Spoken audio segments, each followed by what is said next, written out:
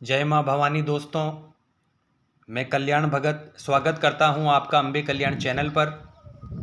दोस्तों, आज की वीडियो में हम बात करेंगे कि आप किसी भी व्यक्ति की हथेली को देखकर या हथेली को सूंघकर बता सकते हैं कि उस व्यक्ति पर कोई नकारात्मक शक्ति है या सकारात्मक शक्ति। मैं चाहता हूँ दोस्तों आप इस वीडियो को अंत तक देखिए ताकि मेरे द्वारा दी जाने वाली जानकारी आपको अच्छे से समझ में आ जाए। दोस्तों, आपने कुछ लोगों को देखा होगा जो व्यक्ति की नाड़ी पकड़कर यानी नाड़ी परीक्षण के द्वारा पता लगा लेते हैं कि सामने वाले व्यक्ति पर नकारात्मक शक्ति है या कोई दिव्य शक्ति का वास है। तो यह सब कैसे होता है? ऐसे कौन से लक्षण व्यक्ति की नाड़ी में होते हैं जिससे सामने वाला व्यक्ति पता लगा लेता है कि व्यक्ति के अंदर कोई नेगेटिव ऊर्जा है या कोई पॉजिटिव? मैं आपको एक बात बता दूं दोस्तों, जिस भी व्यक्ति के शरीर में कोई नकारात्मक शक्ति है या नकारात्मक ऊर्जा है तो उसकी नाड़ी की गति सामान्य से बहुत अधिक होगी। जिस व्यक्ति के अंदर नकारात्मक ऊर्जा का वास होता है उसका दिल बहुत तेज गति से धड़कता है। यह एक अनुभव का विषय है दोस्तों। अगर बार बार आप प्रयास करेंगे तो धीरे धीरे आप इन चीज़ों को समझने लगेंगे। दूसरी चीज़ है दोस्तों, जिस व्यक्ति के शरीर में नकारात्मक शक्ति का वास हो चुका है उस व्यक्ति की जो हाथ की हथेली है उसमें से एक दुर्गंध, जैसे कोई कपड़ा जल गया हो या कोई जले हुए मांस की बदबू, इस प्रकार की दुर्गंध व्यक्ति के हथेली से आती है। दोस्तों, जो भगत इस लाइन में होते हैं वह इस चीज़ को जल्दी ही पकड़ लेते हैं अपने अनुभव के द्वारा, क्योंकि एक सामान्य आदमी इस चीज़ को जल्दी से अनुभव नहीं कर सकता।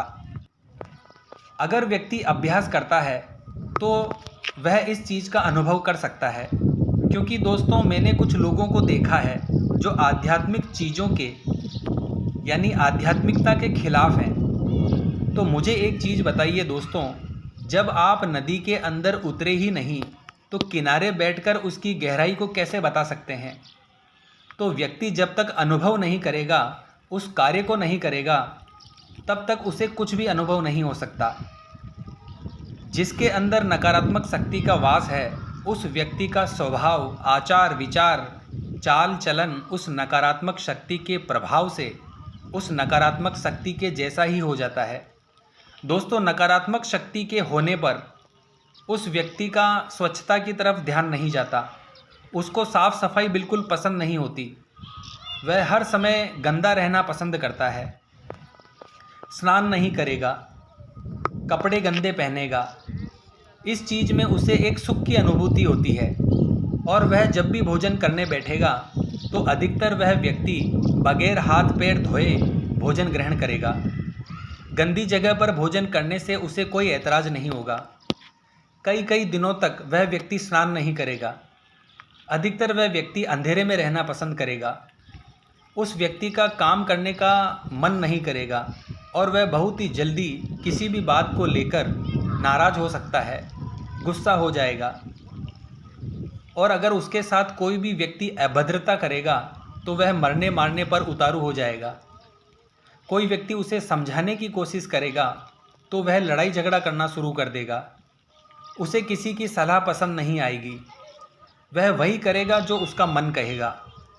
जो वह नकारात्मक शक्ति करना चाहती है वह व्यक्ति वही चीज़ें करेगा और किसी अन्य व्यक्ति की बात बिल्कुल नहीं मानेगा।